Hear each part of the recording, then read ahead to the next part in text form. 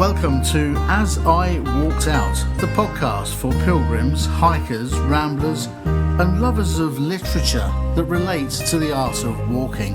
And I'm now just taking my last couple of steps up to the chapel, sat on the top of Rainhead, and here waiting for me in the doorway is Sarah Gunn from the South West Coast Path Association. Sarah, how are you? Hello, how are you? Very well, very tired. Yes, Yeah. It's challenging, a lot of ups and downs, but Worth it though, hey, for this absolutely. view. Yeah. I mean, for those of you listening in black and white, if you look over to our right, we've got Plymouth Sound. We can see Mewston Rock. We can't see up into the river. And back to the left, the way I've just come, we've got Whitsand Bay. I can see Freethie. I can't say Freethie. Freethie Cliffs, dotted with little huts that people reside in. And all the way back down to the point at, I'm guessing that must be Looe over there. Yep, I'm pretty sure that's Looe. I'm not sure if we can see all the way around to around the heads to Foy. Yeah, but it's a pretty clear day, isn't it? Yes, it is. So Sarah's agreed to meet me today here to have a chat about the South West Coast Path. In general terms, as you know, we're looking at the resurgence of long-distance walking paths in the United Kingdom and the noticeable number of rediscovered ancient pilgrimage routes. Now, Sarah, the South West Coast Path, not exactly a religious pilgrimage route, but tell me a bit about it. When did the concept start for this long-distance walking path? Long-distance walking paths in the UK, or national trails, as we call them now, there's 16 of them now. It really began back in post-war, when the government thought, oh my goodness, we've got a really unhealthy population here. What can we do to get them fit and healthy again? And they passed a thing called the National Parks and Access to the Countryside Act back in 1949, which allowed for the creation of the national parks as we know them today, and the national trails. So not just the South West Coast Path itself. No. This is throughout the whole of the country. Yes. Okay. Yeah. To giving people that access to nature, to the great outdoors, and it was known as the Natural Health Service. Right. Yeah, I've heard that phrase before. Yeah, it's great, isn't it? I think it's all coming back round these days with people realising its worth. Yeah. So, by the end of the 1950s, 10 of the national parks have been created. And then I think it was 1972, the first of the national trails, the Pennine Way. And then there were a couple of walkers from the southwest, Mary and Philip Carter, who, keen walkers, went off on the Pennine Way, came back to Devon and Cornwall, which was where they were based, and thought, blimey, we could do one of those national trail things. We've got the amazing coastal path that exists, the old Coast Guard route, and we know it exists all through Cornwall and Devon and Dorset. Why don't we join it up and make a national trail for the southwest? So the Coast Guard path. Yes. Are we going back to the days of Sale where custom and excise men used to walk along, keeping an eye out for people smuggling and that sort of thing? Certainly. I mean, you've seen Poldark on the telly, haven't you? Yeah, indeed, I have. Yeah. So that is, we need to make sure the smugglers weren't bringing all their loot up. And this path, right directly next to the sea, was that amazing view out to the sea. Yeah. Yeah, that was used by the Coast Guard to stop the smugglers. Okay. Yeah. So, Mary and Philip, what did they actually do to link up all these sections of Coast Guard path to make it what it is today, what we now know as the South West Coast Path? What did they do to actually physically construct it as a continuous route? Well, their vision was for 630 miles, starting in Somerset and going all the way back from Somerset through Devon, Cornwall, and back up the other side to Dorset, ending at South Haven Point. And a lot of the path was existing, but there were lots of land packages. There's 80 different landowners on the South West Coast Path. There was lots of packages of land that they needed to release to enable the path to be that continuous loop round next to the sea. That must have been quite a challenge, coordinating all these different people to agree to allow access through their land. Yeah, so they set up the South West Coast Path Association as a voluntary lobbying sort of association of keen walkers to create this amazing national trail. And the first meeting was in Newton Abbot Village Hall. Oh, right. Newton Abbot Town Hall. Know very well. And then it was the work of the volunteers, who actually will be celebrating this year because it's the 50th anniversary of the South West Coast Path Association. The work of the volunteers that helped to release those packages of land. And then by 1978, the coast path, as we know it today, that route, the 630 miles, was completed. So what a fantastic labour of love that they gave up their time for the benefit of the nation, really, to do this. Yeah. I mean, are they still with us? Unfortunately, they're not. But their legacy lives on. Indeed, it does. In the volunteers, and the fact that the association is still very much a membership organisation where people are committed to the path. They love the path. They want to see it protected and looked after. Okay, so there's an interesting fact. Not that interesting, I suppose, in the grand scheme of things. But I mentioned earlier that you and I bumped into each other on the Camino in Spain. It was on that same walk I met a Dutch guy. We were just chatting generally one day, walking from, I think it was Hospital del Orbigo, and he mentioned in passing, last year I walked your South West Coast Path, and ashamedly, I have to say that as someone who lives in the southwest of the country, I was blithely unaware of its existence. But 13 years ago, this guy was walking it in its entirety, camping along the way.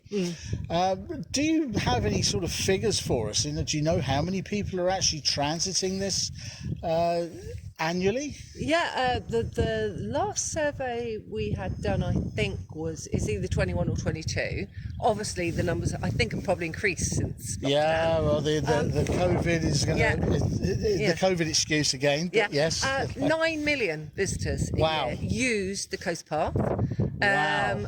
And that's a combination of, visitors, international visitors, local people. And we know about 50% of those users are not what we'd call overnighters. They're local people using the Coast Path every day because it's where they live and they want to get out. Well, I was unwittingly one of those. I say unwittingly. Many, many years ago, my wife and I used to take our children out on a Sunday, and there's a particular stretch that I now know is part of the Coast Path between Nos Mayo and where does that go to? Chalaber, isn't it? Revelstoke Drive. Yeah, that's right. Yes, where especially in the winter, there was something about it in the winter, with a cold sea breeze and spray coming up and the scent of the ozone collecting conkers. That's the one. Yeah, and that wide carriageway is now part of the one. Not is now, always was a part of the South West Coast Path.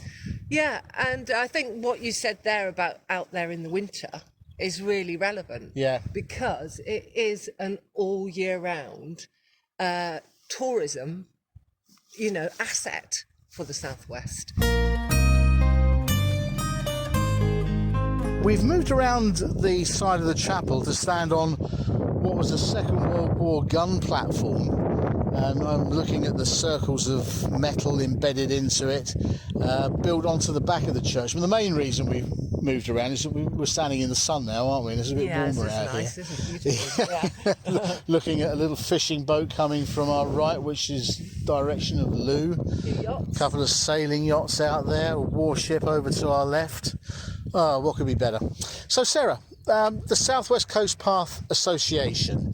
You've given us an overview of the commencement of the life of the path itself. Tell us a bit more about the association and your role within it. Well, the association is the charity that helps to look after the path. So it's been protecting, helping to improve and share the path with visitors for the last 50 years. as a charity, we're responsible for raising half of the money to look after the path. That was my next question. How is this funded? It's quite important. So 50% of the running costs, yes, you've got to find. It costs £1,500 to look after each mile of the path each year. And if you think about all the extreme weather conditions that we now have, and you've probably seen it on the news, you know, that there are landslides, there are a lot of path is coastal erosion. I walked a section over at Staddiscombe a few weeks back with a friend, and where there are some steps that were out of commission, but you can see the erosion on the side. Steps so you've got to deal with all of that and diversions and maintenance. 30,000 steps. Yeah, I felt like I've walked a few of those today. Yeah, me too. 880 gates and 4,000 waymarkers. We've got to maintain all of those. Wow. As well as the walking surface. Yes. So to keep it safe, to keep it all year round, and to share information with people so that they can enjoy and use the path. So it was quite a big role, really. Yeah. And half of it is funded by Natural England. So that's government funding. Yeah. And the other half, we as a charity raise through our membership, through working with businesses, through getting some sort of grant funding, sometimes from the Natural Heritage Lottery Fund, things like that. Yeah. But you have to bid for that on a case-by-case basis? We have just got a grant from that, and we've got a thing called Coast Path Connectors now, which is to connect people to nature who might not otherwise get out to enjoy the path. People from disadvantaged backgrounds, people, you know, with different abilities. And we are training up a whole new load of walk leaders and volunteers to lead those people. So that's one of the things we do. I mean, one of the beauties of a lot of the natural paths that we have in this country is that you don't really need to be led. You can do it on your own, can't you? Because it is very well signposted. It is very well signposted, and that is one of the things we do. But I think for us, equity of access to the path is major. Absolutely, yes. And, you know, like, if you're walking the path, you know, you've got to have somewhere to stay, haven't you? Yes. And maybe you can't afford to stay on the path. You know, maybe you'll be wild camping when you shouldn't necessarily be. You know, so there's a whole load of issues about making sure that everybody, you know, this is the Natural Health Service. Well, it's a national asset, isn't it? Yes, and also, you know, you've been brought up in Plymouth, I've been brought up in Plymouth. There are some kids in Plymouth that don't know that they live near the sea, because their parents can't afford to actually, you know, they live outside, get them down to the coast, take them out there. So it's equity of opportunity as well, you know, and we're very much about that as a charity, sharing the path as well as protecting, maintaining it as well.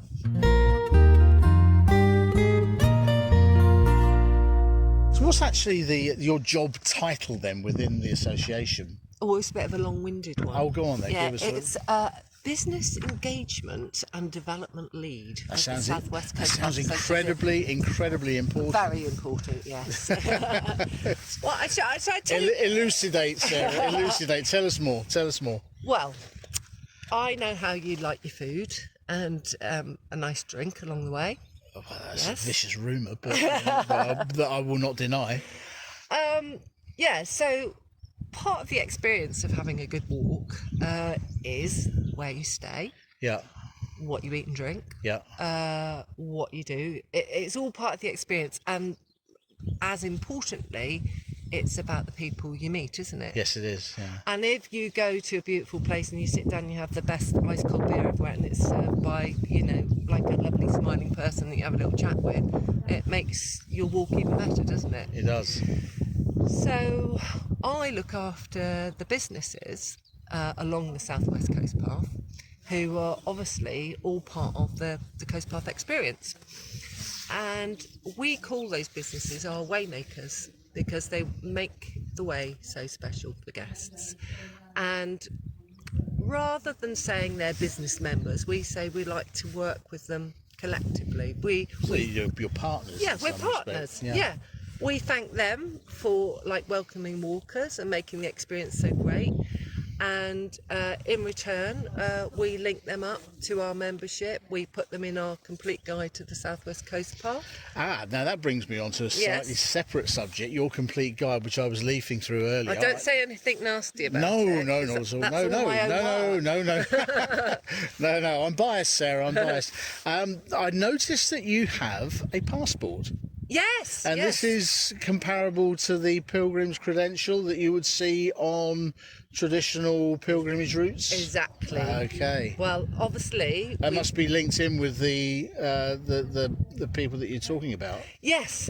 So last year, very much inspired by the Camino, last year we launched our South West Coast Path passport scheme. So we took our waymakers and cafes, pubs, along the way, museums, art galleries, visitor information centres, and turned them into little stamping points for the South West Coast Path. So you can go along now. There's 52 sections, I think, and you've got your little Coast Path book, and you can beautiful stamps with wooden handcrafted stamps with a little icon of each part of the path. There's 7 sections of the path. Yeah. Collect your stamp and keep that as a lovely little memoir of your journey along the path. I've got about 7 or 8 framed credentials in my house from different Caminos I've walked in the past. So I guess really the nudge factor here is I should look to maybe put the South West Coast Path down as my first UK-based long-distance walk. Yes, definitely. Because shamefully, you haven't done I've not done it. That's right. And it's rather long, isn't it? So, get into it. Well, no. Camino Frances is about the same distance. But there's probably a difference in the ground underfoot because, I noticed particularly today walking from Downderry that from Downderry it's a bit of a blow to the top of the hill, then it kind of contours along the side of the hill and you come down past Tregadle and along Freething when it gets a bit more up and down. What's the gain in elevation? Well, that's a bit mathematical for me. Okay. I'm not very good at maths. All right, put it in simplistic terms that our dear listeners will understand. But it's the equivalent, and I can never remember if it's 4 or 5, of scaling Everest. The gradients that you will be walking on. Scaling Everest. My God, that's 4 times. I thought you were just going to say scaling Everest once. No. 4 times. Yes, that up and down. So my exclamation needs to be a bit more leather. Unbelievable. Yes. Unbelievable. 4 times scaling Everest. So we're very proud of our completers. I'm actually speechless. That's an incredible, I can't even say incredible, amount of gain. Yes. Over 630 miles. I mean, it's very rewarding. I had a beautiful walk this morning. Fantastic walk. Well, beautiful views. You were on an easy stretch, I think. Morning. Probably. Apart from the first bit up out of the village. But yes, that's an amazing statistic. I mean, it's stunning. It's got actually up on the Exmoor section, it's got the highest sea cliffs in the UK. Oh, that'd be gosh! You got to walk up Porlock Hill. Yes. Exactly. You're not supposed to be putting me off. Well, that's the thing. The great thing about it is each of the different sections is different.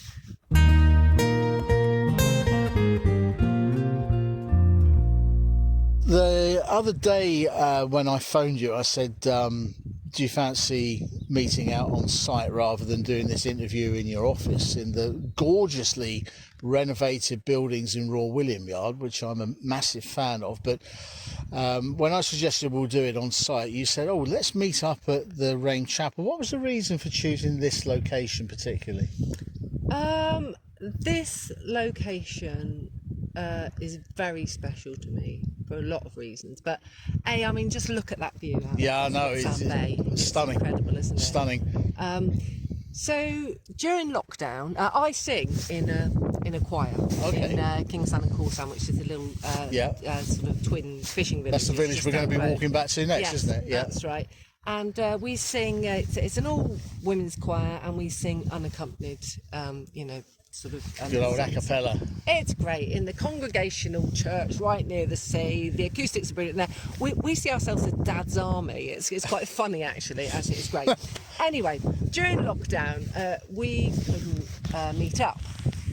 So we decided to sort of take matters into our own hand and come up and meet here up on Rame Head. I do hope you were socially distanced. Well, we were. Because there could be a massive investigation into this. Was there champagne involved? No, you would have loved it. We were standing in a circle. So how many feet were we supposed to be apart? Oh, it's 2 metres, isn't it? We were Hello. definitely 2 metres apart. Yes, and probably looked like a bunch of sort of some witches having some sort of like, I don't know, sort of seance or something going on. Anyway, sun was going down over Whitsand Bay. Moon was rising behind us, and the wild horses came around us. Oh, wow. And we were singing this beautiful close harmony song called Namaste. And even just telling you about it is putting the goose pimps up on my arms again. Yeah, so it's a very special place and very beautiful.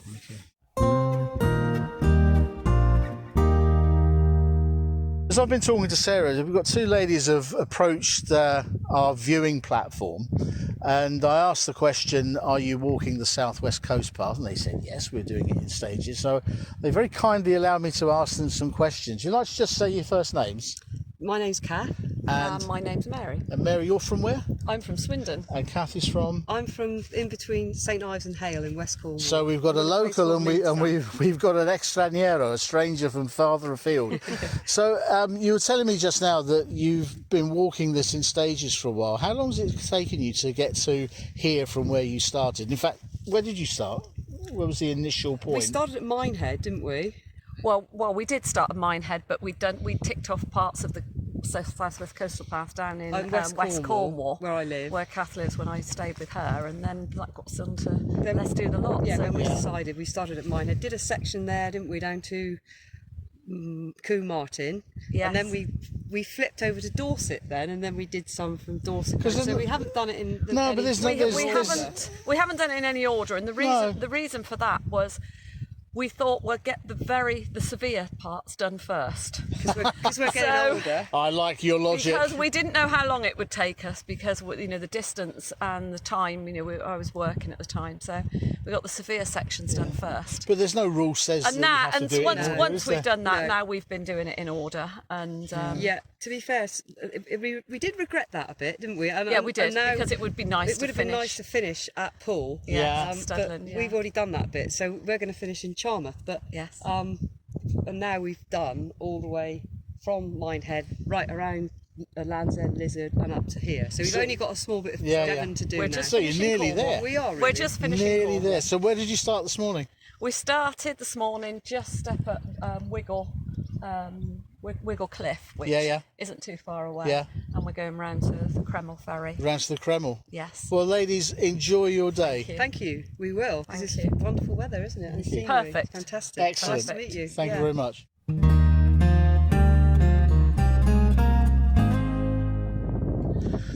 Welcome back.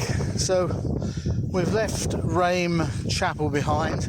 We're now walking up towards in the direction of the volunteer Coast Guard lookouts, and the track runs off to the right, and we're going to follow that now, heading for Corsand and coffee, or possibly something stronger.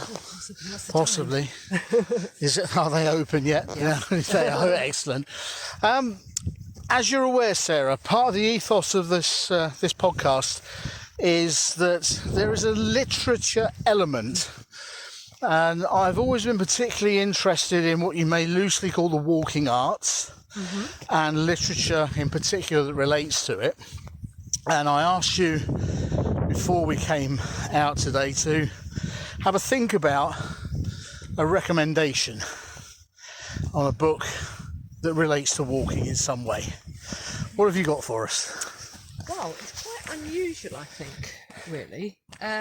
It's a book called How to Walk by a Vietnamese Buddhist Zen master I'm not sure how to say this. I think it's a Thich Nhat Hanh. Okay, this is a new one on me because I'm racking my brains and it's ringing no bells. Well, funnily enough, I came across Thich Nhat Hanh when I went on a retreat. I went to train with a Zen Buddhist monk in Scotland as a mindfulness teacher. Okay. And one of the things we had to do every morning was we did a lot of meditation, and then we would do moving meditation, which was walking, mindful walking. So quite a funny scene actually.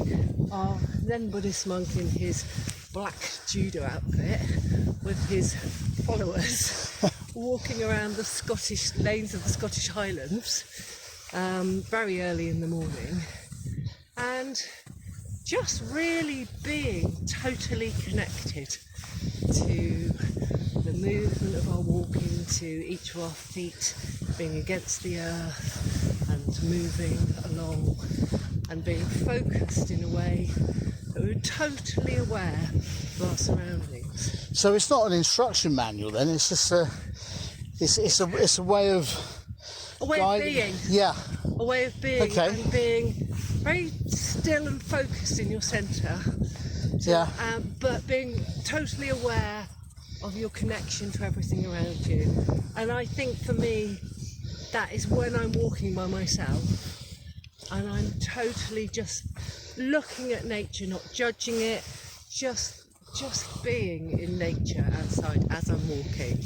Well, that for me, that is the beauty of a long walk and doing a walk in that way. So give us the title of the book again and its author. It's called How to Walk, and it's Thich Nhat Hanh.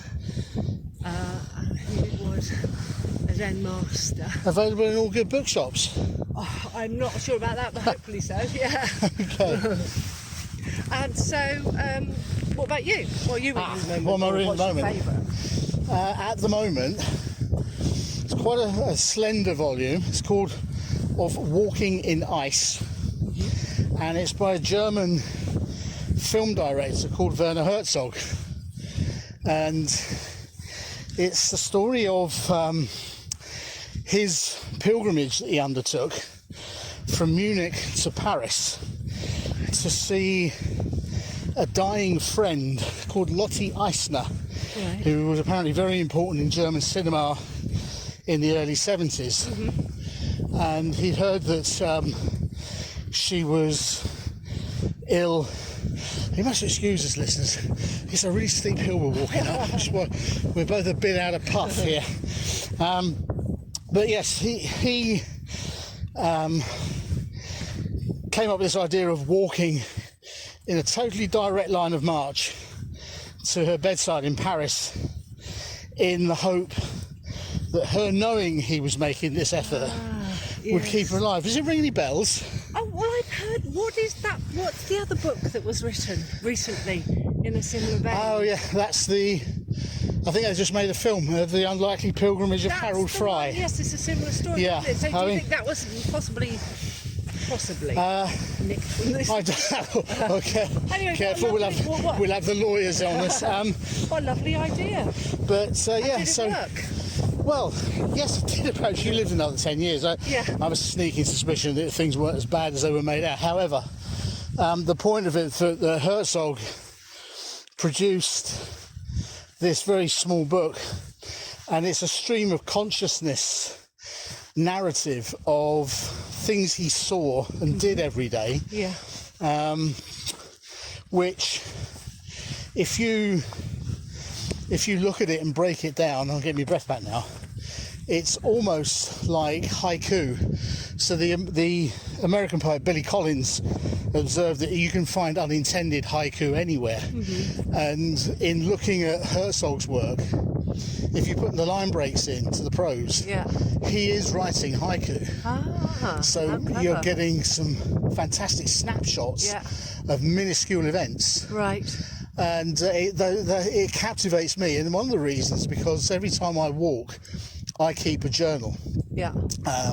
You'll have seen Pilgrims Abroad. There's something in the atmosphere of a long distance walk that makes you want to record things of the journey. Yeah.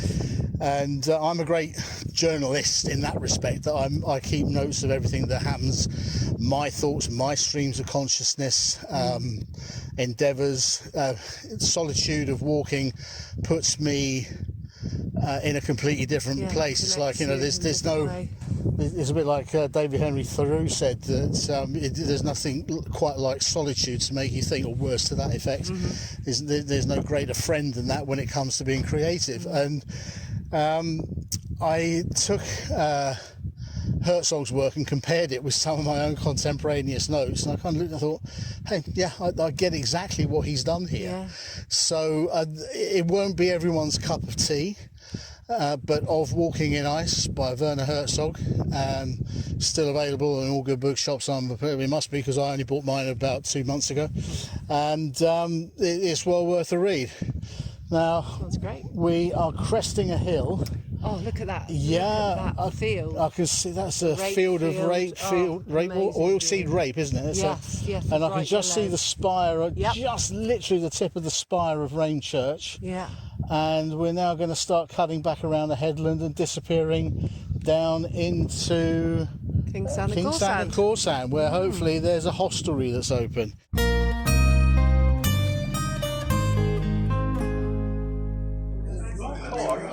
You may be able to hear from the background noise that Sarah and I have finally crossed back over the River Tamar on the Kreml ferry and found a little quiet backstreet hostelry where we're doing what walkers generally do after the end of a long day walk. And Sarah's nodding at me now, looking very philosophical. And we're just sort of closing the day down and talking about what walking actually means to us. And Sarah made a point referring back to Herzog and the unintended haiku, and haiku, for the uninitiated, of which I'm sure there are not very many listening to this podcast, is a Japanese style of short form poetry composing of 3 lines of 17 syllables in total, 5, 7 and 5 syllables, designed to evoke a feeling or an image. Keep that one for the pub quiz. Oh, really? Yes. Okay, yeah, I'm warned there. Keeping that for the pub quiz, yeah. But, Sarah, your views on not just today, but walking in general, what does it mean to you? Well, I think going back to the haiku again. Yes, I lined that one up nicely for you. Yes, thank you. Nothing set up here at all. It is, as you're walking, you can walk along and have those little snapshots of life, which you can actually sort of crystallise in your mind. You can keep it like a photograph in your mind, or you can sort of, gives you the freedom and space to either just be or to think, and to get into that bit in your mind where it's just think about what you want to do in life. Really, it's a freedom. It's a freedom. That's what it is to me. Yeah, freedom to be creative in a moment. Wonderful. And on that note, I'd like to say thank you today, Sarah, for the company and the very, very informative talks we've had regarding the South West Coast Path. And perhaps we'll speak again one day and take this